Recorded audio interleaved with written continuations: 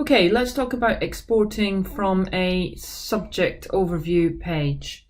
So what we've got here is we've got the subject analysis page, and we're going to go into it, and I've got 4 selected grade points for year 13 in year monitoring. Now I can just simply export that to Excel by clicking Excel. You can give it a name, a file name of your choice.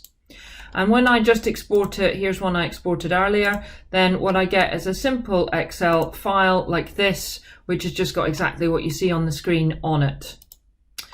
Now, what I could do is I could apply a comparison to that. So if I wanted to just see, for example, high, middle and low, then I could apply that comparison as so, and then if I just pivot it to show it in one table like this, and then export, I'm going to get my second export that I exported, and you can see I've got multiple tabs. So the first tab there is just as you saw on the screen in the original one. The second one just shows you for the main grade point exactly that show in one table view that you can see when I exported it.